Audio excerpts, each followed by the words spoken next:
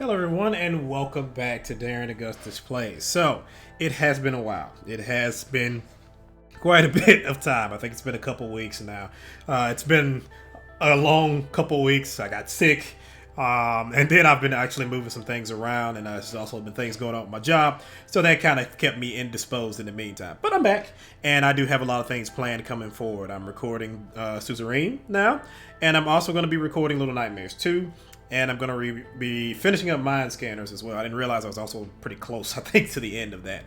But yeah, I wanted to go ahead and jump back into Suzerain. So I've actually been planning on jumping back into Suzerain for a while now. I've been wanting to play it ever since I beat it the last time, but I thought that might be a little bit of overload since, that was pretty much the only thing going on in the channel at the time, along with the life and suffering of Sir Bronte, which I also know the full game is coming out pretty soon on March the 4th, so I'll be playing that as well. But I was waiting for the update on this game. And actually, I was going to turn around and go ahead and play it here recently and start up the new series. But then I actually looked on the Steam store page and the update was announced. The new content in the update was announced. So I decided I'd go ahead and wait. And here it is, Valentine's Day. And now it's dropped. So I'm going to go ahead and start on it now. So some of the things included in the update is, of course, you can customize your Anton Rayne. There are various options for suits and backgrounds and hairs and stuff like that. So that's pretty cool. Also, there's going to be a political compass. It's going to be showing you basically where you fall on the spectrum. I think it also shows other characters and where they fall on the spectrum, and it also gives you titles and things like that. In the end, I believe there's a new epilogue screen where it'll show you the consequences of certain actions you made, the results, like for instance how many people you brought out of poverty or things like that.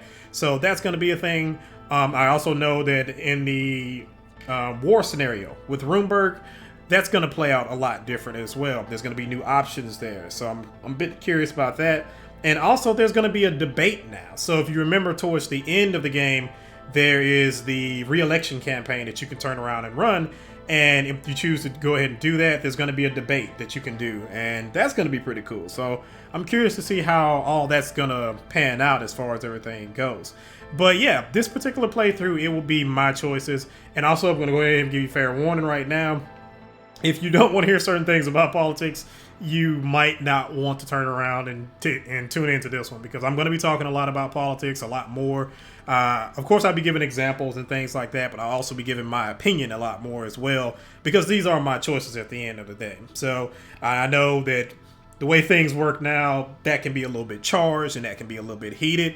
But it's all love at the end of the day. I love all my subscribers. I love all the people that's watching this, and I have no issue with that. And I'm more than happy to engage about certain things as well. But again, this will be my playthrough, my choices. So just bear in mind that again, I have no ill will towards anyone or anything like that. But yeah, that I will be talking about it a lot more, because originally I actually did go to college for political science. I was inspired by everything going on with Barack Obama at the time, and I wanted to be a political strategist. I was inspired by people like David Axelrod and some of the people you see on CNN and Fox News and stuff like that, the political strategists. But that was my whole thing. I wanted to do that. I wanted to do that, and I want to work on campaigns and things like that. That was my intent. But, reality set in, life set in, and, work set in, and things changed. So now we have a game here where I can actually live out a situation where if I was in control of a country, how things would turn out. Now, I'm pretty sure that with the choices I'm going to end up making, I'm either going to be assassinated or it's not going to turn out well. I'm probably going to end up impeached and in jail and in prison for the rest of my life once again. So it's going to be difficult. But yeah, we'll go ahead and jump into it. So, new game. If this is what you want to see, tune in. I don't know if the series is going to be as long as the previous one was, because I'll be skipping through a lot more dialogue and things like that. But we'll see. So, let's jump into it, shall we?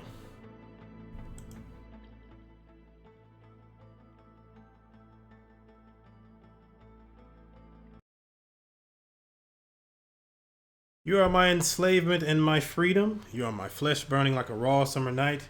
You are my country, Nazim Hikmet Ryan.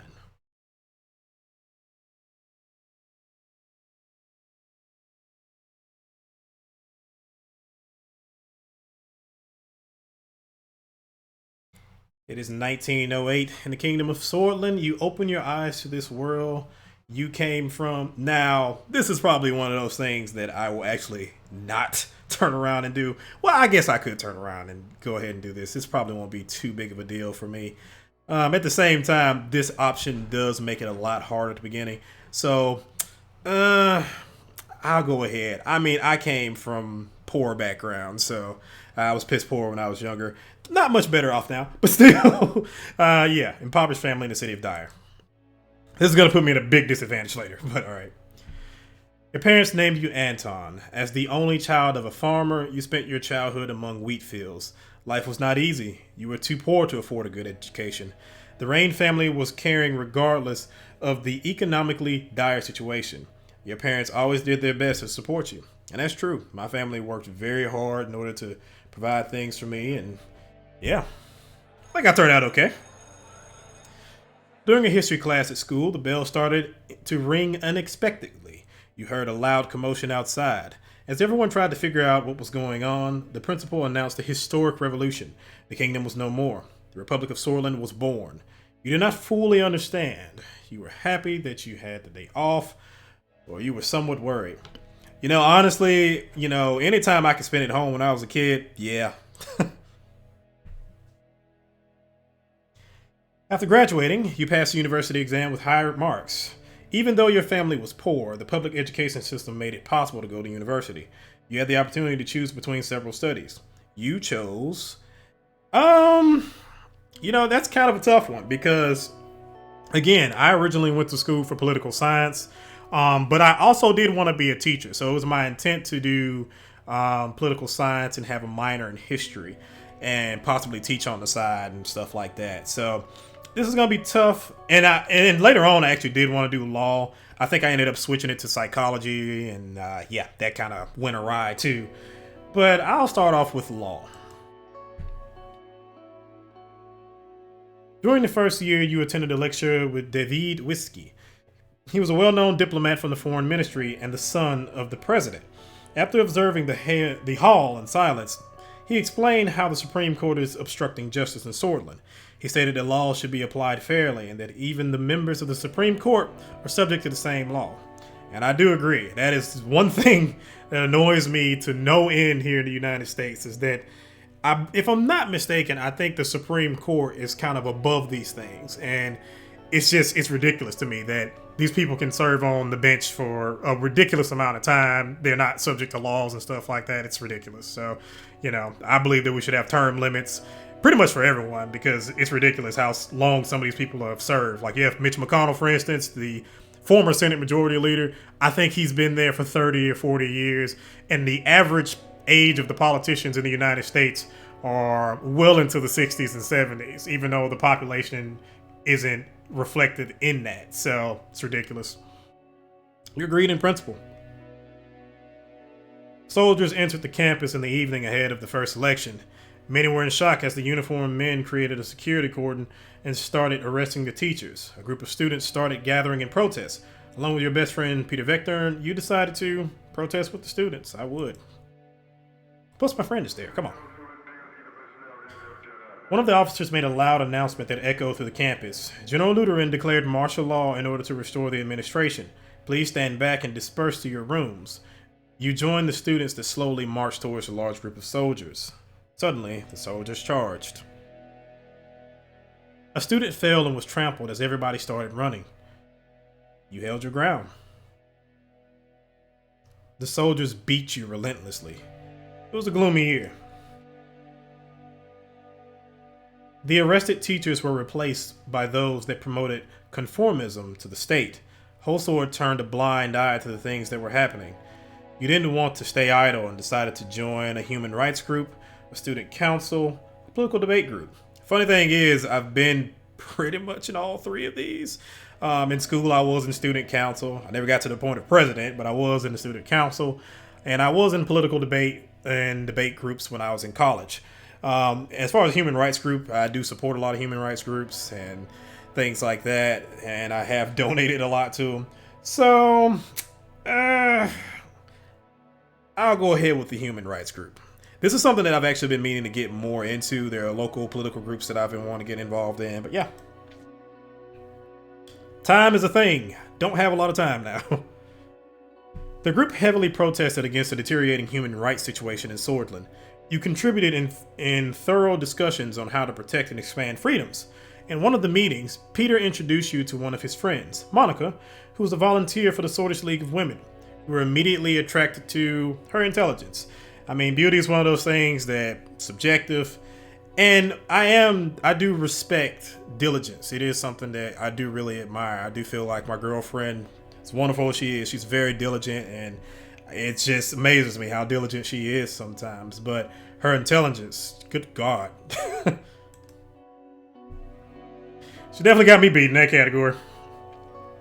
The politically charged environment led you to join the Red Youth Socialists, join the Young Sword Nationalists, or stay away from any political organizations. So, in the last playthrough, I joined the Young Swords, the Nationalists, and my intent was to go more towards the fascist line. But again, I said this time around, I'm trying to go more into my politics. In this particular case, I would join the Red Youth. So I do lean far more on the left when it comes to things like this, and I mean to the point of past the DSA and stuff like that. So yeah, I would definitely join the Red Youth. The radio relayed that the communist General Ricard surrounded Lutheran and his troops, demanding their surrender. They refused, and heavy fighting broke out across the country. You just couldn't believe it. The army was fighting amongst themselves. Sordland plunged into chaos. Ricard's sudden attack caused more instability in the country, but compared to the fascist Lutheran, he was a real socialist. This convinced you to participate in a support march. You were chanting freedom, equality, solidarity. You were marching under the protection of Ricard's soldiers. The students opposing the coup gathered a few hundred meters in front of you. Many nationalists were among them. You knew something was going to happen, and you stayed. There was a massive clash between the two sides. Soldiers began to beat the students. Tanks started rolling forward. In this chaotic moment, you saw a young girl about to get run over by a tank. You tried to save her,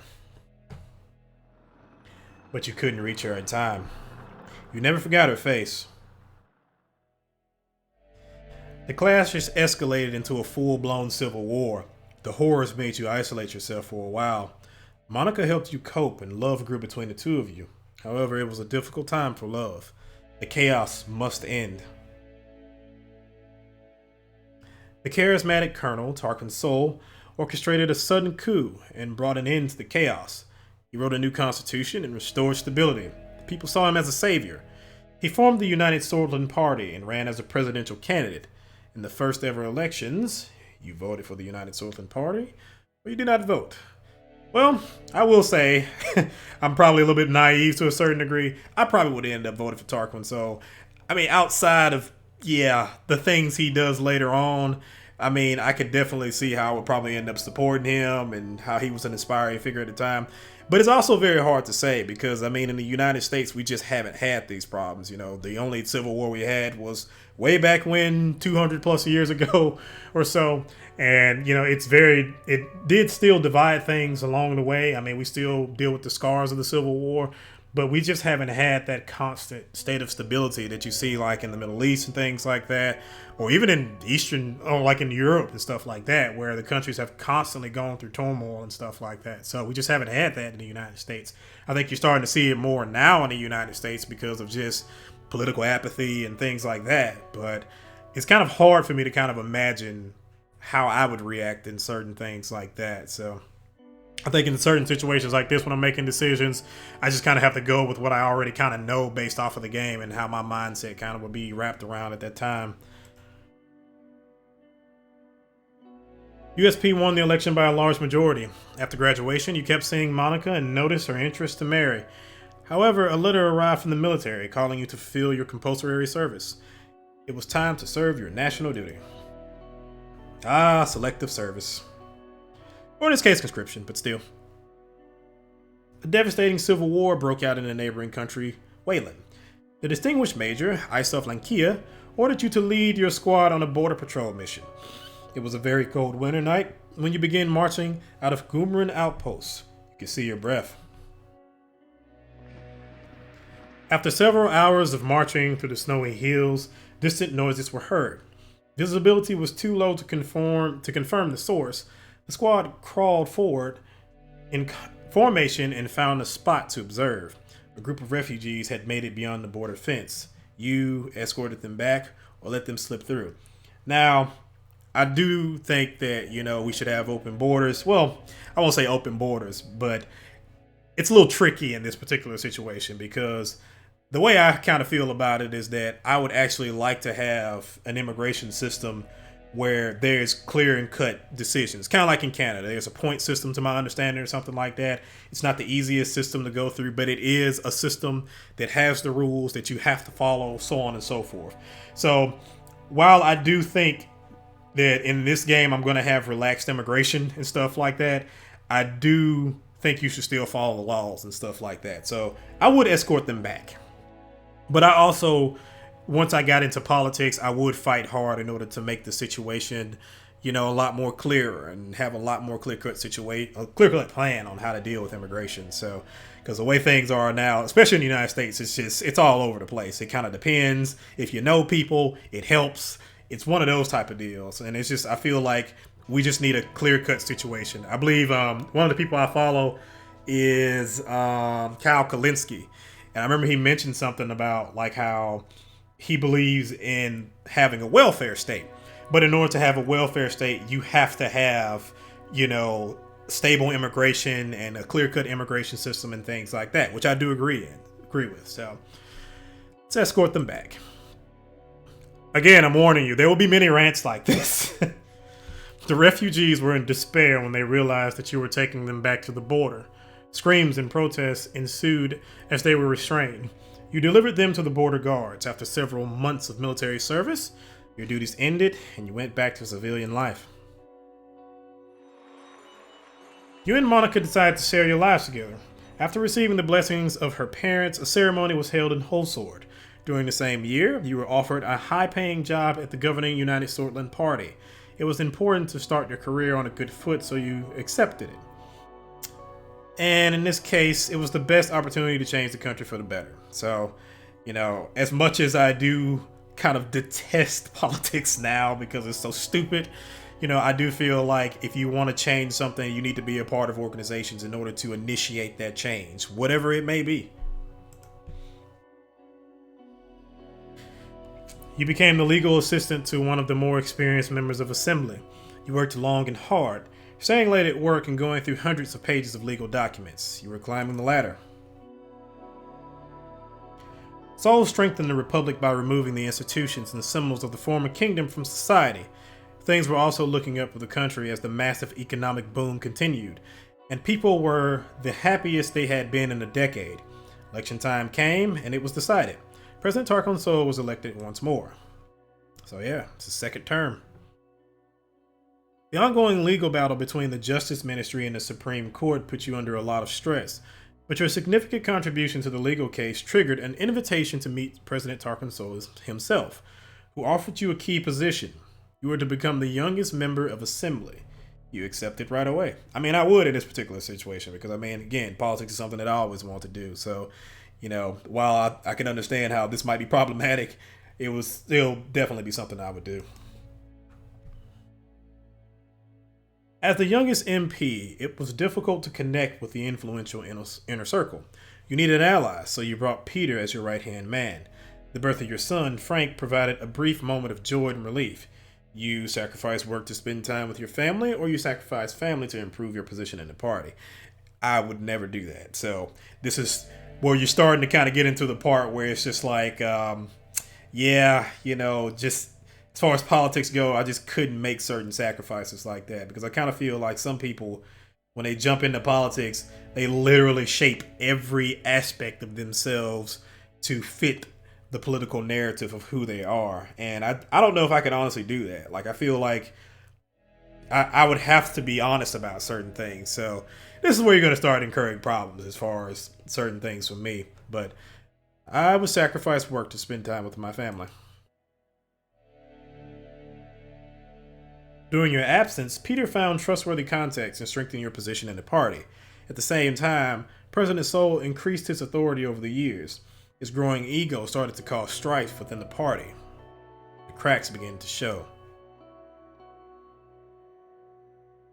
President Sol barely secured a majority in the election against the opposition leader. Over the past year, people were growing discontent with corruption and the worsening quality of life. Meanwhile, calls for a united Sordland Party Congress became louder as a leadership struggle started to brew. You watched from the sidelines, kept supporting the president, or joined the internal opposition.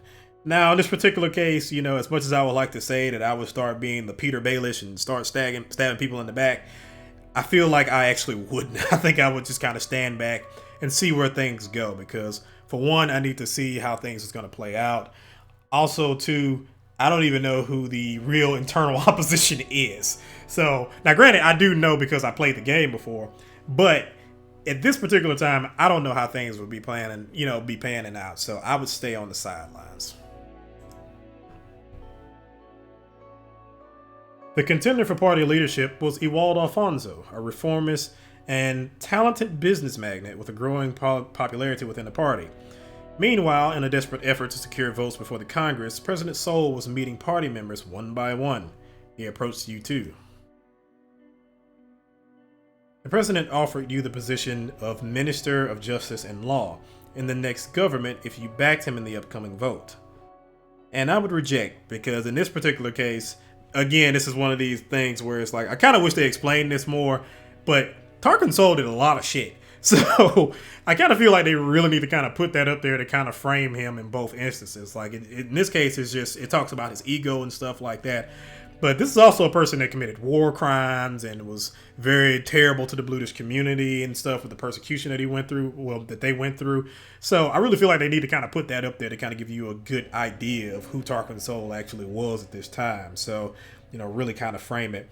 But I would definitely reject it because, again, I wouldn't want any part of this. The party Congress was nothing short of impressive. The banners of the United Sordland were decorating every possible spot. Thousands of influential political figures, lobbyists, and benefactors gathered for this turning point. The voting for the party leadership began. Now, again, this is one of those things where I almost kind of feel like I wish there was a third option, but since I have to choose, I would choose Ewald Alfonso just because, for one, you can kind of see the writing on the wall, but also two, I do think we need a change, and sometimes you just need a change for the sake of change sometimes. But yeah, I would vote for Ewald Alfonso, even though honestly, I just wouldn't want any part of it. So the efforts bore fruit as the contentious leadership vote was won by Ewald Alfonso. During the Congress, Sol announced his retirement from politics. You knew the structure he had established was to stay. The country had become increasingly authoritarian. You were happy that Sol was finally leaving. Which I am. I say that, but at the same time, I'm like, I mentioned the whole thing about term limits and stuff like that, but I feel like term limits is also one of those complicated things because on the one hand, it's bad to have, people in office for a very long time because sometimes they don't reflect what's actually going on nowadays. But then also at the same time, like it does kind of allow people that people like to stay in office. So I don't really know how you would balance that out. I know one thing I did kind of like is that if anybody really delves into Star Citizen, the Imperator on there has one term, but the one term is for 10 years. So I kind of feel like if you had something like that here in the situation, either in the United States or in Sordland, it would definitely put more onus onto the election cycle and things like that. So because even on there, the election cycle, I think is like 2 years, but to a certain degree, I kind of wish we had something like that because it would definitely kind of, emphasize how serious these elections are and how long you're going to have to deal with certain people. 10 years is a very long time and a lot can change. So, anywho, a month later, your daughter was born. Monica named her Dina. She motivated you during a tumultuous period in the party. The general elections were approaching. The United Sordland Party was under the new leadership of Ewald Alfonso.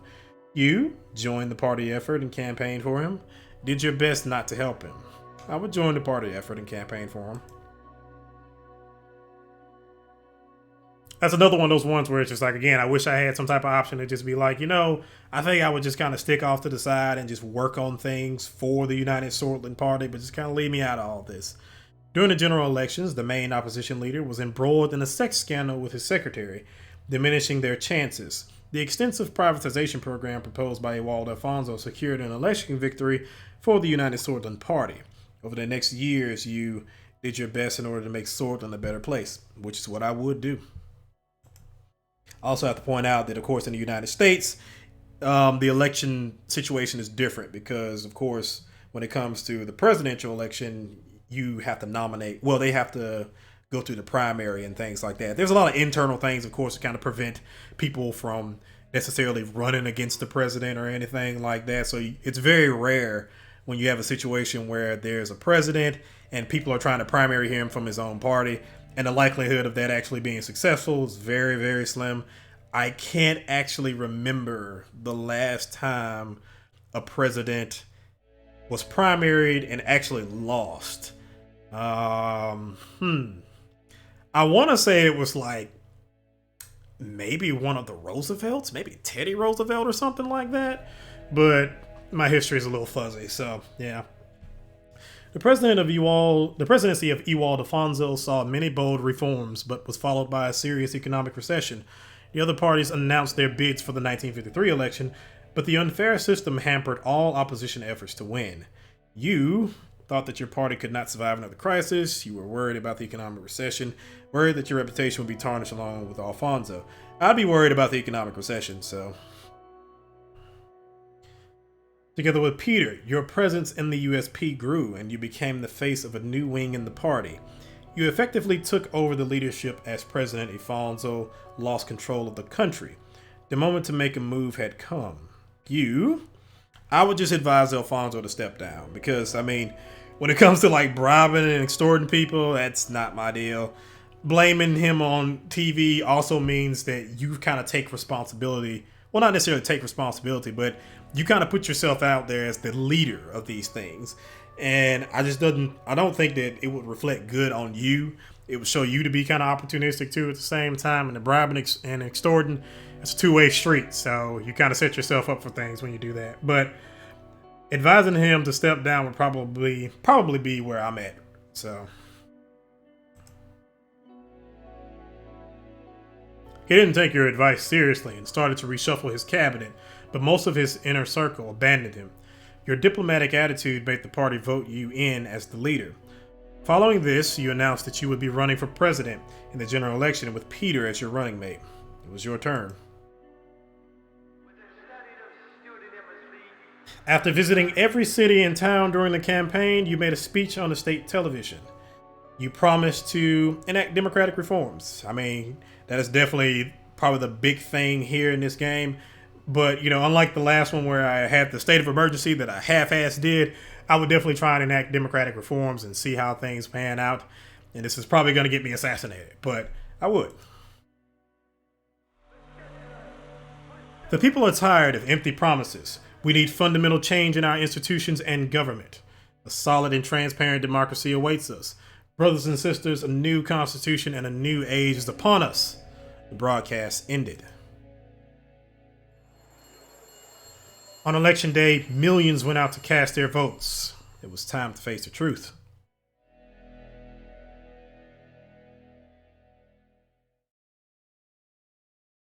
All right, so again, we've been through this before. We've all seen this stuff, so we know how all this kind of plays out. So now we move on to Chapter 1, President Rayne. We are back here again. See what I did there? Tried to rhyme. So yeah, now instead of jumping into the game, you have a customization screen here. You get to change the hairstyle, the facial hair, the attire, accessories, background, blah, blah, blah. So, well, you know me, I think that kind of works. No, but let's see what we got here. Long, bald. Oh boy. When was that? Have we ever had a bald president? I guess you can kind of consider like back in the days when they wore wigs and stuff like that. Maybe that. But, yeah, I can't think of a bald president. It would be kind of weird, honestly. Let's see, movie star. Kind of got the little Henry Cavill / Ben Affleck thing going on there. Okay. Rebellious. Okay, you just look like you need to comb your hair. Stylish. Okay, I can see a little curly whoop-de-whoop thing there. 20s. I just couldn't imagine a president wearing a hat. It's such a weird thing now. I mean, back in the day, you used to always see presidents wearing hats and stuff like that, but nowadays, it's just, that's weird. Gentleman. Okay, I kind of like that. Gentleman's hat. Again, weird. But okay, you can have the little, oh God, what's his name? Winston Churchill thing going on there. Coronelli. Okay. Swordish fedora. White tribly. And default. So I think I'm gonna go with... I think I'm gonna go with the movie star haircut. As far as facial hair goes, okay, let's see what we got. Comrade. Alright, have the Stalin stash. Monarchist. Okay. Chief strategist.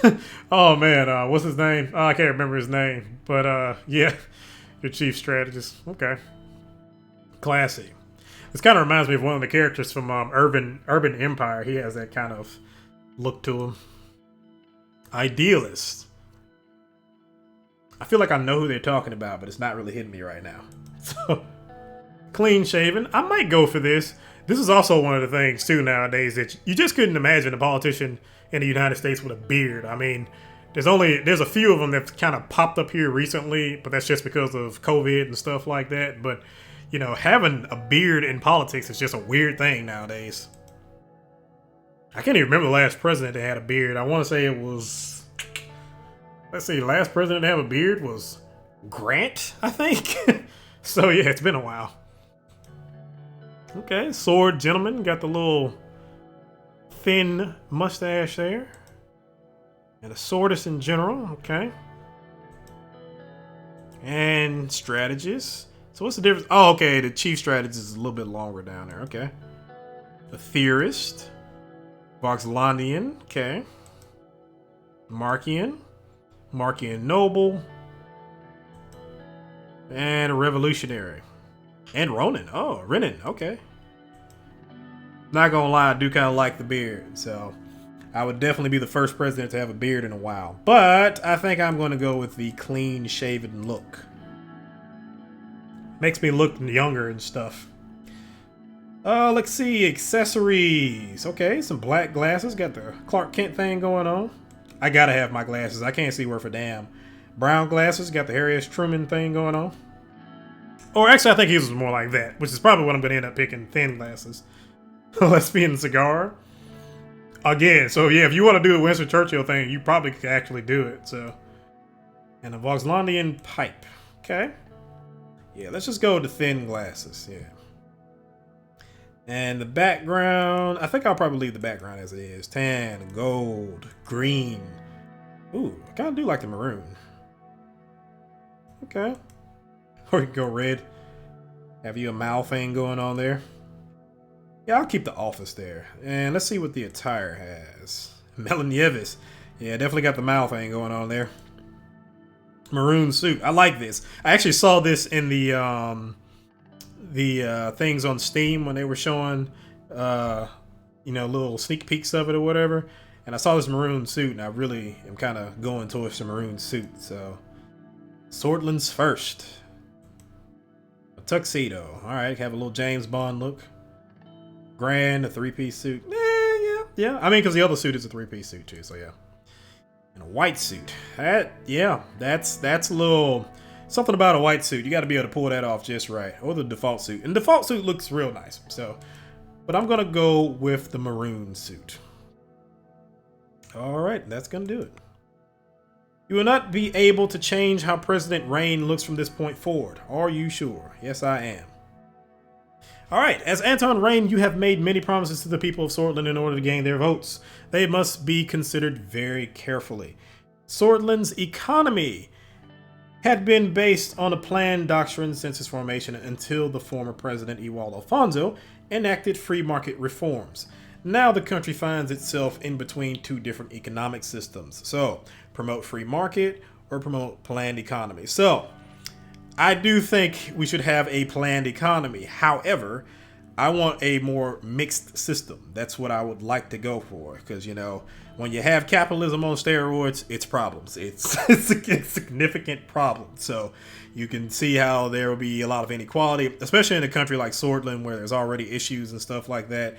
Just having a free market, free-for-all system where there's already a huge amount of inequality would just cause a huge strain. So what I'm going to try and do is have a planned economy, but then also try and work with the market in order to try and allow some growth. But later on, I'm going to come after those companies if I'm still alive to do it. So, promote planned economy. The intensifying global rivalry between capitalist Arcadia in the West and Communist United Contana in the East is opening new diplomatic possibilities. Sordland could take steps to align itself closer to one. So, in this particular situation, as much as I would like to just go ahead and just align myself with Communist United Contana, I am actually going to stay neutral. I'm going to stay neutral because for me, my issue is Sordland. My main concern is Sordland. So I am just going to stay out of that stuff as much as I possibly can. I'm going to try and do deals with as many people as possible. And while I do want to work with United Contana, I think it's going to cause some problems because I do want to have some deals I want to work out with. I can't remember what their name is up there. And also I want to do deals with, I would like to try and have a deal with Lesbia.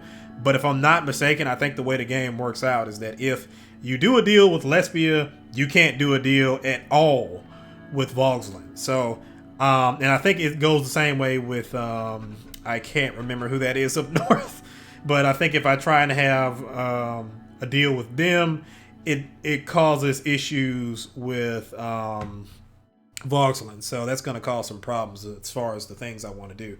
But I'm going to say neither. I am going to say neither. In recent years, Brutish, Wessex, and Agnolian immigrants flocked to Sordland due to relaxed immigration laws enacted by Wall Alfonso. As a result, tension in between swords and immigrants have been increasing.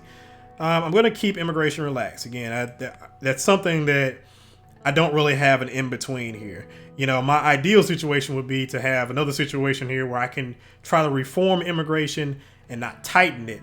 But, at least have a system where, look, you're going to have to go through X, Y, and Z in order to get into our country. But I don't have that option here. So either I can completely close the border or I can keep immigration relaxed like it is now. And for the economy, that's going to work. So I tried desperately to fix the economy in the last game. And I think I did okay. But, economy is something that I always kind of focus on. So we have also promised to focus on a certain extensive subject within our first term. The people expect us to solve the negative situations within this topic while providing an overall improvement to the related policies. So typically when I turn around and do this and I'm just playing in my own spare time, I usually focus on education. So I do think this is something I'm going to do. I want to focus on education and health. This is also one of the many reasons why I'm probably going to get in so much trouble. Also, I would like to focus on law enforcement too, because I do feel like, we need to have some reform as far as law enforcement goes. And also because I kind of want to get away from the very hyper militaristic situation in this country, I feel like the only way I can turn around and do that is if I turn around and kind of focus on law enforcement. So I can kind of, go ahead and have strong police and stuff like that. Well, not necessarily strong police, but a situation where the police can do their jobs and not have to worry about anything, and have a situation where the military has to come in instead. Because, again, that's the thing here in Sordland, is that the military has a lot of power. There's the Gendarmerie, for instance. Like I said, in the United States, that's not a thing. So, it's just we have, the National Guard. That's about as close to the Gendarmerie as you can think of.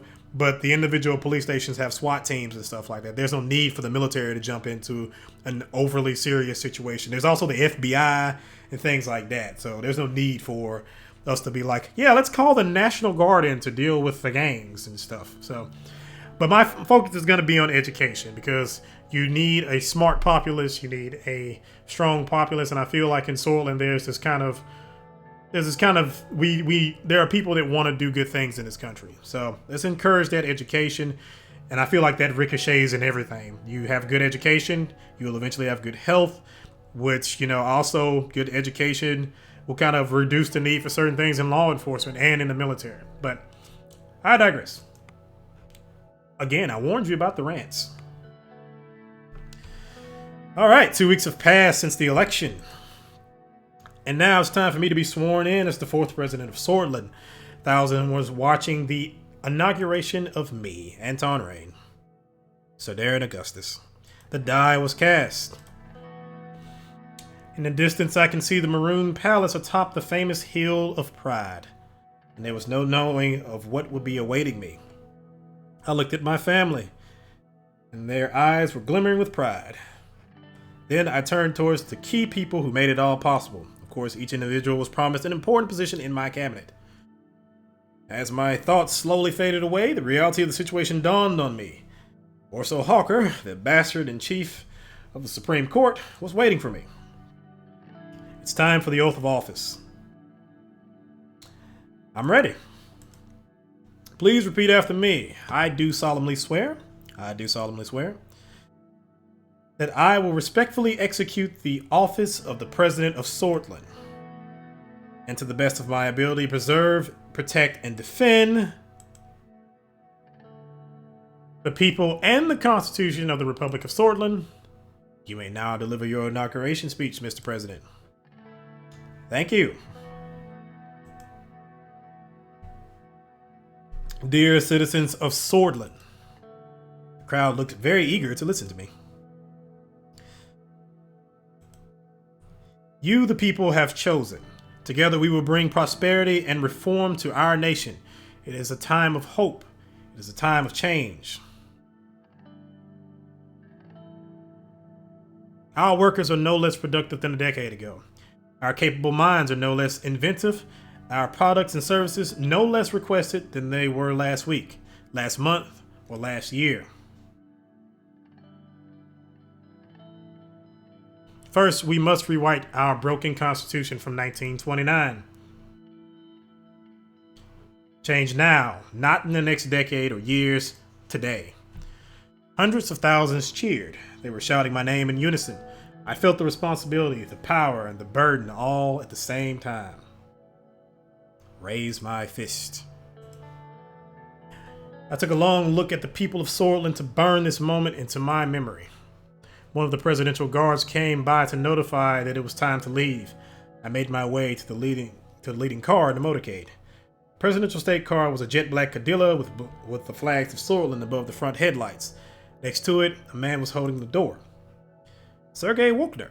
Hello, Mr. President. Still under the effect of the speech I made, hearing my new title made me smile. If you allow me to introduce myself, I am Sergei, your new driver. Nice to meet you, Sergei. It's an honor. He respectfully bowed his head before opening the car door, gesturing inside. I entered the car. We'll be heading towards the palace. The motorcade began to move. On the way, Sergei proceeded to explain his duties as a driver. The minutes passed. I found myself lost in thoughts again, barely paying attention to what he was saying. He suddenly made a gesture towards the now closer palace. Isn't it a beaut? The Maroon Palace. He was right. Sunlight glinted off the palace's many maroon-colored domes. It was so bright that I had to look away. Every time I look at it, I'm reminded of my duty to this nation.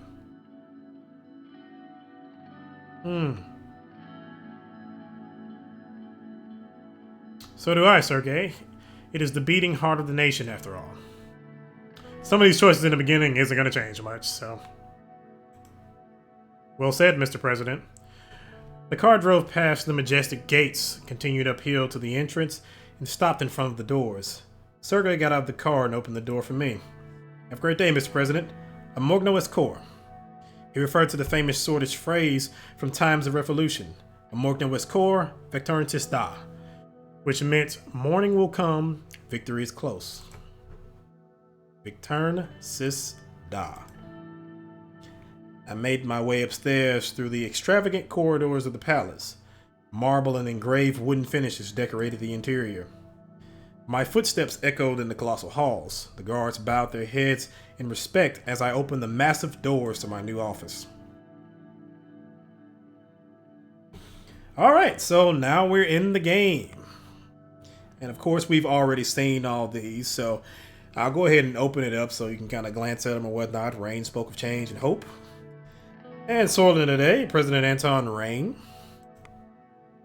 The new assembly begins today. Again, nothing really changed here. The Radical, another USP president, they're still as happy with me as they always are. And the economists restructure the infrastructure and end Solonomics. We're going to be into it a lot more because, again, they're hyper-capitalists. They love free market stuff. So we're going to get into it quite a bit. So it's going to be interesting to see how those things pan out. And again, we've already been through some of these reports. Lack of investment, low production in Agland. That's just talking about the situations going on. Go away. Port of Lechaven loses importance. I'm actually not sure how I'm going to play some of these situations this time around. It's been a while since I've played it, so I do think we're going to get into it, though. Lesbia, that is. Congratulations from Chancellor Hagel. And congratulations from PM Van Horten. So, now, can you go away? Thank you. All right. So again, like I said, I would ideally like to have an alliance with Agnolia. An alliance with Wayland. And possibly even an alliance with Lesbia. But if I do that, that's not going to allow me to have an alliance with Vogsland. I don't think you can have both an alliance with Agnolia and an alliance with Lesbia. Because I think if you turn around and have an alliance with Lesbia, they turn around, Vogsland turns around and doesn't allow you to even meet them. And vice versa. If you have an alliance with Vogsland, you can't meet with Lesbia. So we'll see how it goes. I think once I made it all the way to the end once, and I had an alliance with, I want to say I had an alliance with Agnolia and Wayland, and then I made the wrong decision of going to Lesbia first, and I signed an economic alliance with them, but I didn't sign a military alliance with them, thinking I could sign one with Vogsland, and they weren't about that life. So yeah. All right, read the report from Holsar, logistical issues, blah, we've seen this, we know this stuff. General Staff gathers, I need to purge you as soon as possible. Briefing on the current political situation, and a briefing on the current economic situation. This time around, I'm going to skip to the economic situation first. I'm still going to have to go back to the other one. We've been through this before. This is mainly just talking about, of course, the economic situation in the country. I am going to do the projects and stuff like that, so I'll skip ahead past this, so. Alright, so I've got through all the dialogue as far as, the talking back and forth and explaining all the different intricacies of the free market economy and the planned economy, but I am going to promote a planned economy as we promised. I'm trying to keep some of my promises.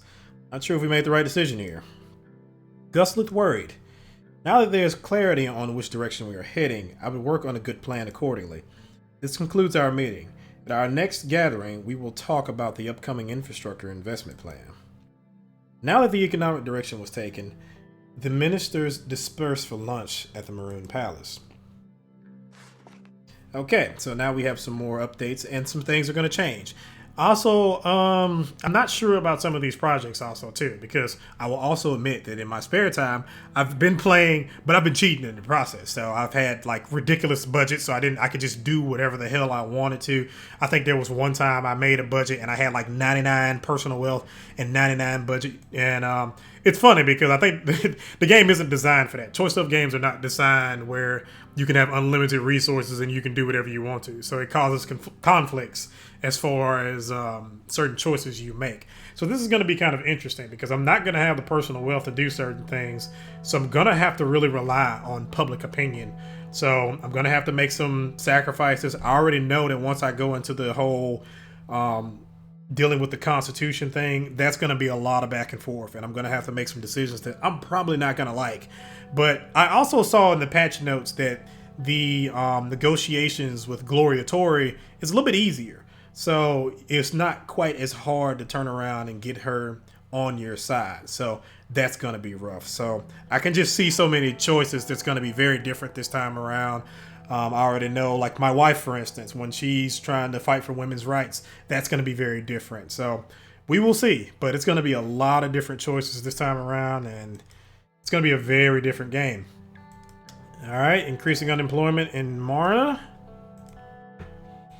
Infrastructure report. And promising agricultural growth. Now, I've never actually, if I'm not mistaken, I've never actually had a situation where I invested in Dare or in the Bergia region. And I'm kind of curious about doing that because I know previously there was a thing where you can invest in the agricultural region, or you can kind of invest in the already large areas like Lechaven or in Lauren. I remember you could do the port or the plain. And I think there was one in Grunia too, if I'm not mistaken. Yeah, the Benfey port. So this is going to be kind of interesting to see what's going on. But I think I might try and invest in the agricultural in Bergia as well.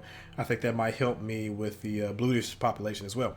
Also, I think I did mention earlier too, but in the Codex now, there are some new people. So if I go to party leaders, Dennis Staller is now on there as well. Dennis Staller is the leader of the Communist Party of Sordland, originally starting politics in the first Communist Party with the same name that existed between 1924 and 1928. He later joined the People's Freedom and Justice Party, and in 1950 co-founded the Second Communist Party of Sordland in 1950. Staller became an exponent of communist ideas during his studies in the University of Helm in Vogsland.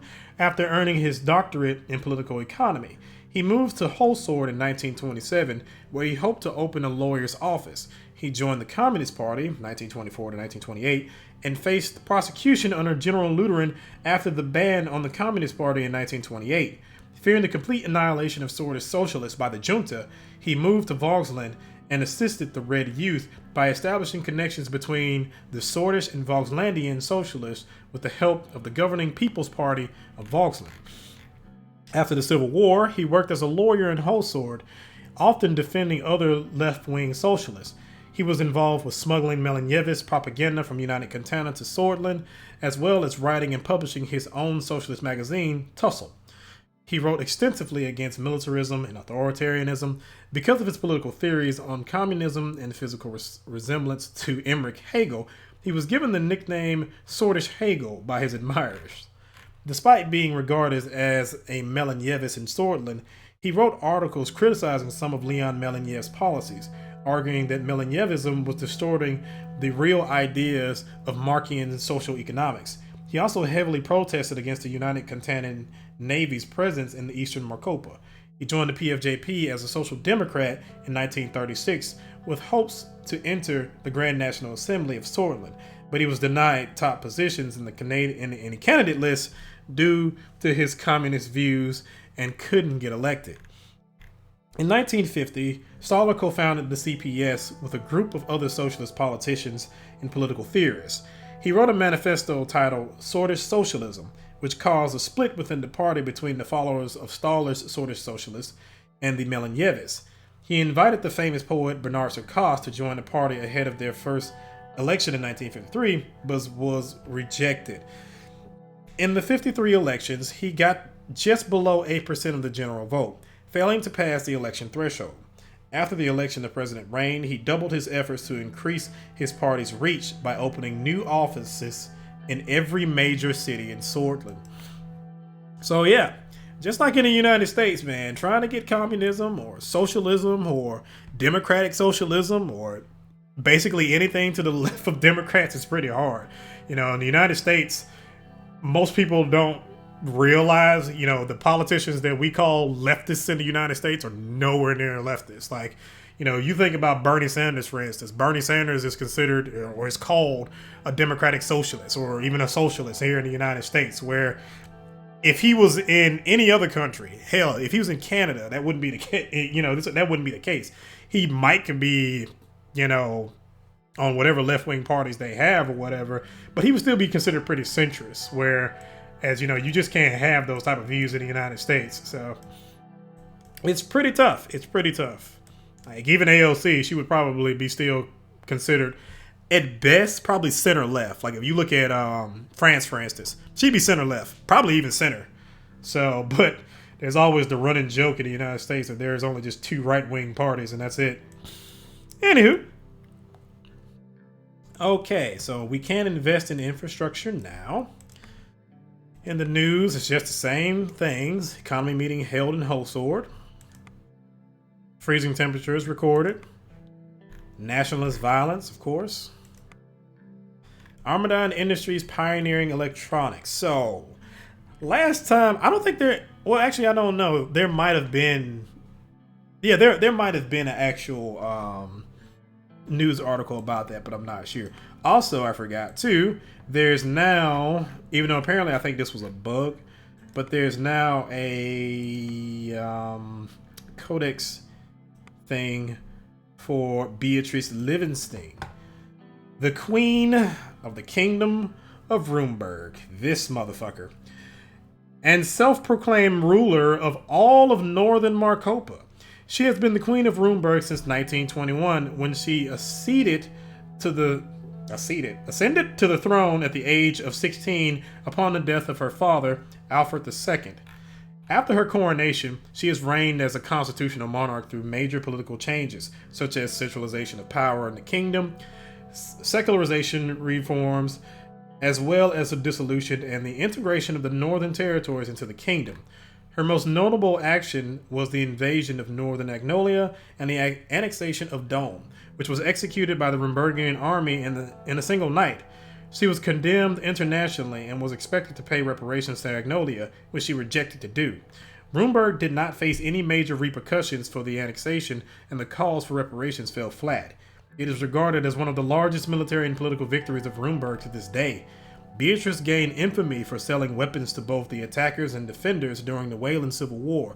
She also received numerous international criticisms for pursuing expansionist policies and was blamed by Arcadia and United Contana for playing both sides.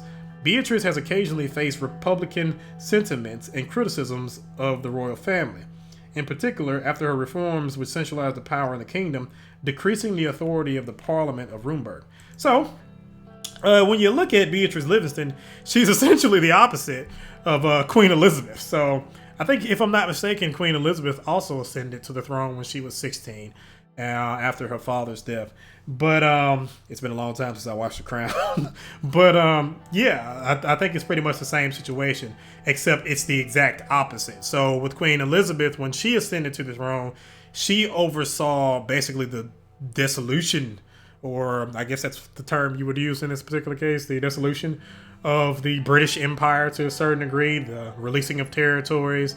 Like, if I'm not mistaken, I think even Canada. Like, Canada was still under the British Empire at the time. A lot of African nations, so on and so forth. So, yeah.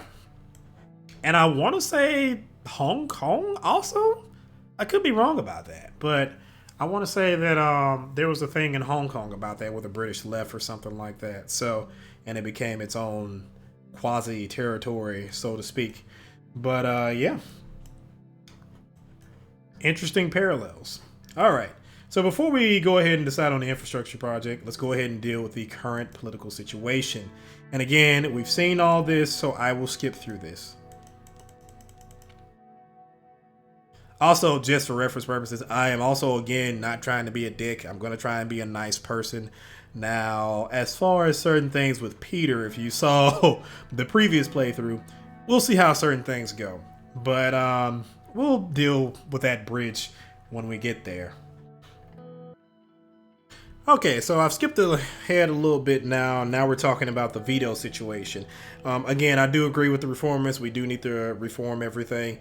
And we've come to the actual veto system. They want a limited veto system by fixing the current loopholes. Now, you know, in Sordland, there is a absolute veto situation where the president can veto whatever he wants to. He also has decrees and things like that, which I guess is comparable to how it is in the United States to a degree.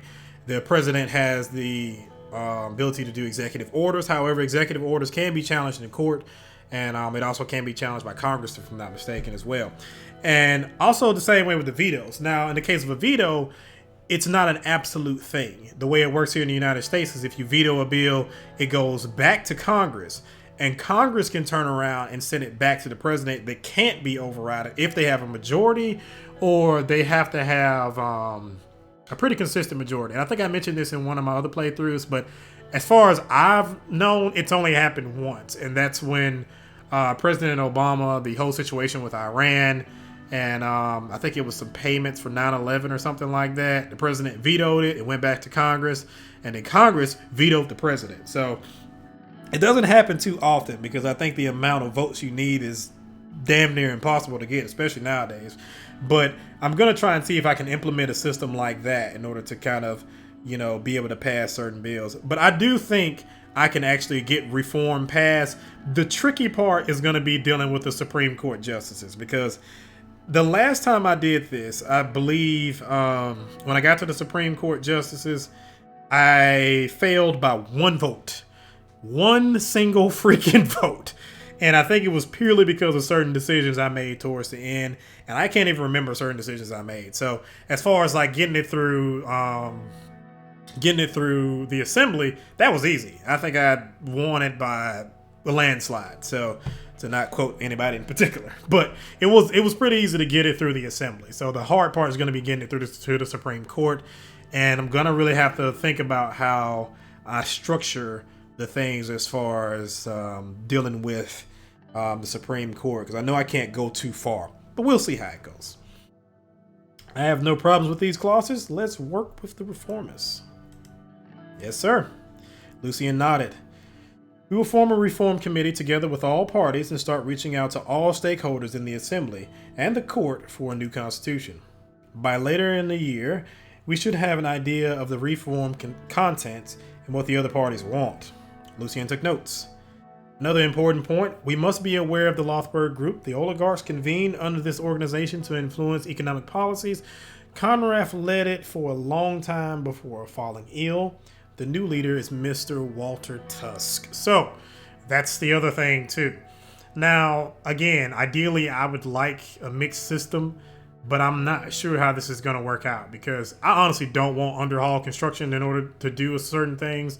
I think the way I've structured it before in certain little playthroughs I've done has worked out pretty well. So I think the way I'm going to do it this time around is that I'm going to have the state corporation do the first one, and if I choose to do the second infrastructure project, then I'm probably going to end up giving it to Taurus. So, but I've done it with Taurus before, and it was not pretty. So, but the second time I used them in the second project, it actually worked out pretty well.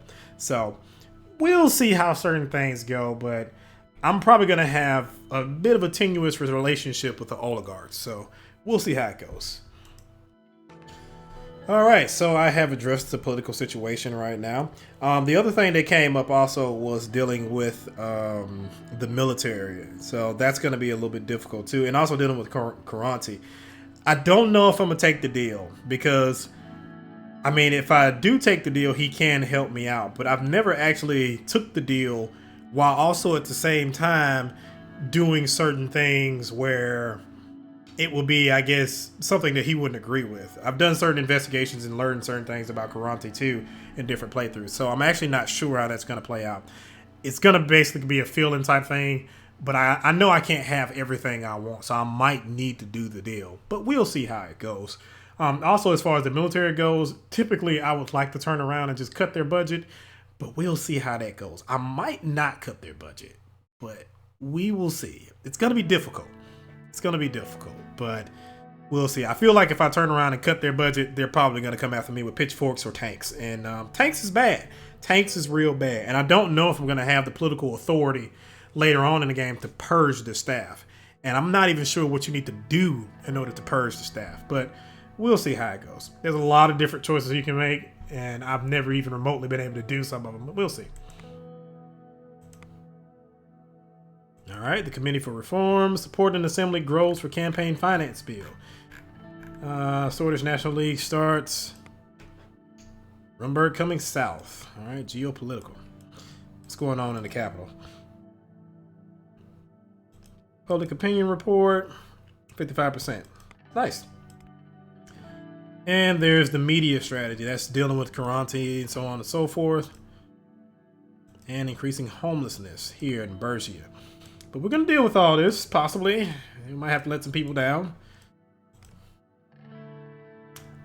And we will invest in the infrastructure project. So we're already going to get hit with -1. Also, I do feel like I'm going to have that budget in a negative. That's going to be tough, but we'll see how it goes. All right.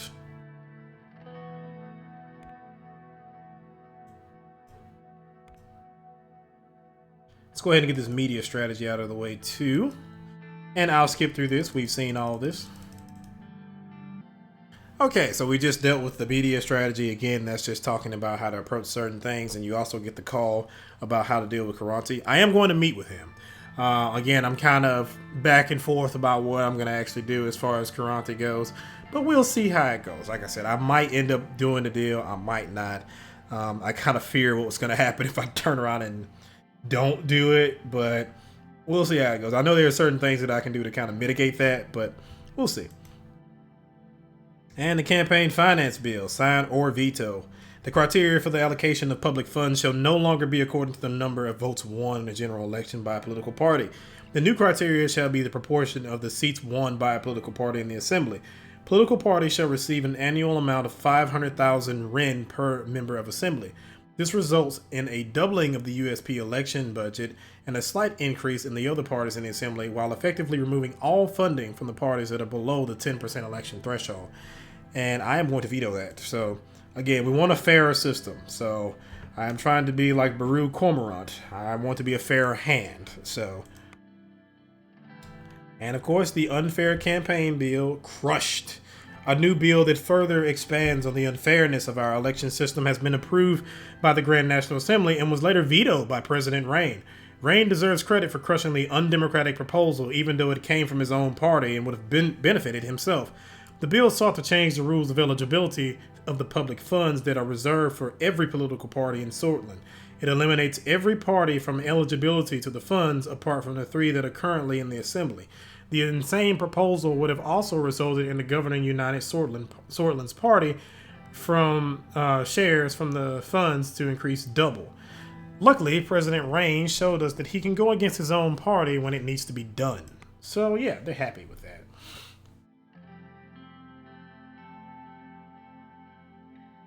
And also, Friends Richter is happy with that. So, you know, I do see us potentially forming an alliance with Friends Richter.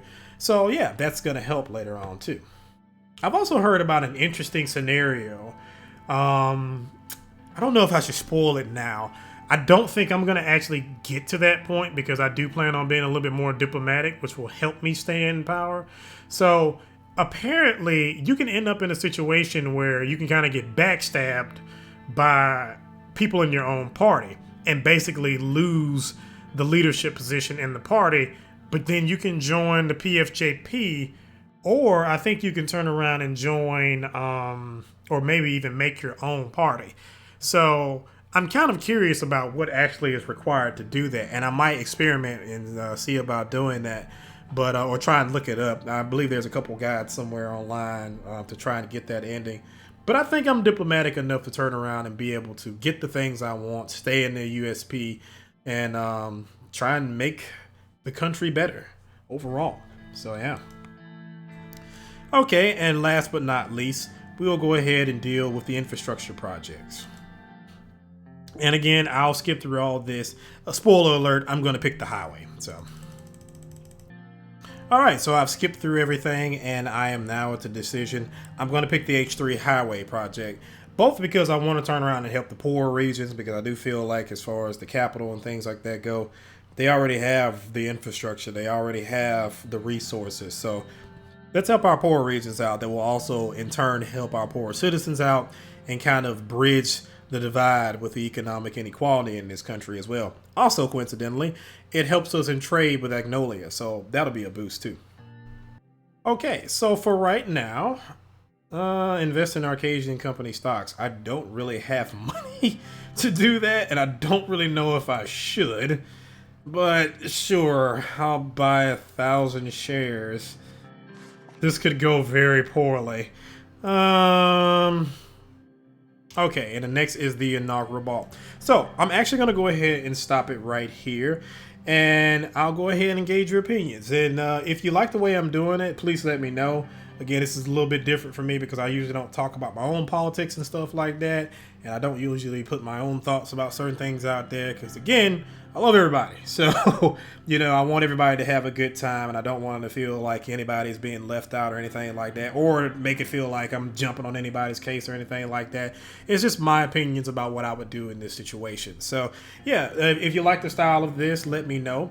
And if you want to see more of this, let me know also. So, I plan on probably doing this in like 5 parts, maybe 6 parts. Mainly just focusing on the decisions and stuff, not necessarily the dialogue until it gets to certain more tense and tenuous parts of the game. But yeah, I just kind of want to focus on the decisions that I would choose and not really rehash the dialogue and everything else in between, unless there's just major changes. So yeah, if you like the video, like the video. If you want to see more stuff like this, subscribe. I have plenty of stuff in my library and I have plenty of stuff on the way. So thank you for watching, and I will see you in the next one. See ya.